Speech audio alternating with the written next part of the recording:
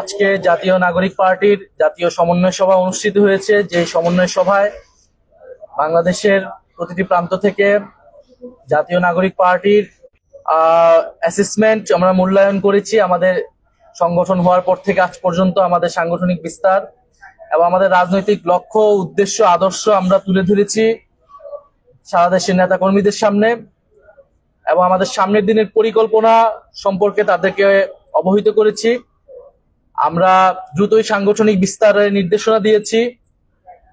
আগামী অক্টোবর মাসের মধ্যেই আমাদের প্রত্যেকটি জেলা, উপজেলা এবং ইউনিয়ন পর্যন্ত আমাদের আহ্বায়ক কমিটি তৈরি হয়ে যাবে। সমন্বয়কারী কমিটি থেকে আহ্বায়ক কমিটিতে রূপান্তর হবে এবং আমরা বলেছি যে জুলাই সংস্কারের যে আইনি ভিত্তি কথা আমরা বলে আসছি প্রথম থেকে, সেই আইনি ভিত্তির প্রতি আমরা দৃঢ় অবস্থান ব্যক্ত করছি। সেই আইনি ভিত্তি আমরা যাতে ঐক্যমত কমিশনের মাধ্যমেই নিশ্চিত হয় এবং আইনি ভিত্তি পাওয়ার পরবর্তীতে যাতে নির্বাচনের দিকে আগায় সরকারের, সেই বিষয়ে আমাদের সরকারের প্রতি আহ্বান থাকবে। আমাদের নেতা কর্মীদেরকে আমরা বলেছি যাতে সাংগঠনিকভাবে তারা প্রস্তুতি নেয়, যেহেতু আমরা আগামী নির্বাচন, গণপরিষদ এবং জাতীয় সংসদ নির্বাচন নৈরাজ্য এবং তাণ্ডব করার পরিকল্পনা করছে সরকার এবং প্রশাসনের ভিতর থেকে তাদেরকে নানাভাবে সহযোগিতা করা হচ্ছে বলে আমরা শুনতে পেয়েছি। যারা জুলাই গণহত্যায় জড়িত ছিল, বিভিন্ন মামলায় গ্রেফতার হলেও তারা ছাড়া পেয়ে যাচ্ছে, পুলিশ কোনো ধরনের ব্যবস্থাই নিচ্ছে না। যারা বৈষম্যবিরোধী ছাত্র আন্দোলনে অংশগ্রহণ করেছিল এবং জাতীয় নাগরিক পার্টির সাথে যারা যুক্ত রয়েছে তাদেরকে নানা ধরনের হুমকি ধামকি দেওয়া হচ্ছে। ফলে সরকারের কাছে আমাদের এই আহ্বান থাকবে এবং আওয়ামী লীগের বিরুদ্ধে সেই রাজনৈতিক কর্মী সম্পর্কে বিভিন্ন প্রোপাগান্ডা দেওয়া হয়, মিথ্যা তথ্য প্রচার করা হয়, সোশ্যাল মিডিয়াতে নানা গুজব এবং প্রোপাগান্ডা ছড়ানো হয়।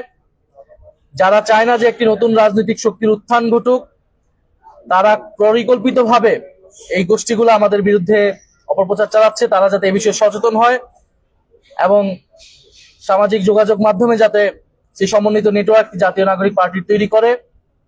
আমরা বলেছি যে দুর্নীতি বাংলাদেশের অন্যতম একটি সমস্যা। জুলাই গণ অভ্যুত্থানের পরে অন্তর্বর্তী সরকার থেকে আমাদের প্রত্যাশা ছিল যে দুর্নীতি দূর হবে, কিন্তু আমরা যতই সরকারের দিন পার হয়েছে দুর্নীতি আরো জেঁকে বসেছে। ফলে দুর্নীতির বিরুদ্ধে জাতীয় নাগরিক পার্টি যাতে সামাজিক প্রতিরোধ গড়ে তোলে, সামাজিক আন্দোলন গড়ে তোলে, প্রত্যেকটা এলাকায়, প্রত্যেকটা ইউনিয়নে, উপজেলায় যে দুর্নীতি নতুন করে শুরু হয়েছে, সেই দুর্নীতির বিরুদ্ধে যাতে তারা জনগণকে সচেতন করে এবং ঐক্যবদ্ধ করে।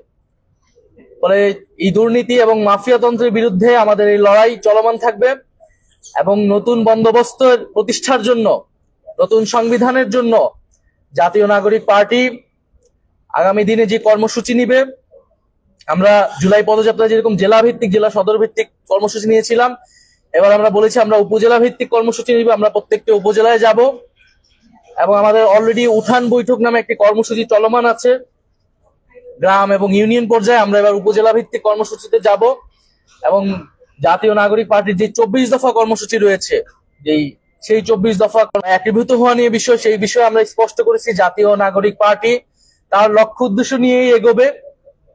কোন রাজনৈতিক গ্রুপ যদি মনে করে যে এই লক্ষ্য উদ্দেশ্যে তারা একমত, তারা আমাদের সাথে আসতে পারে।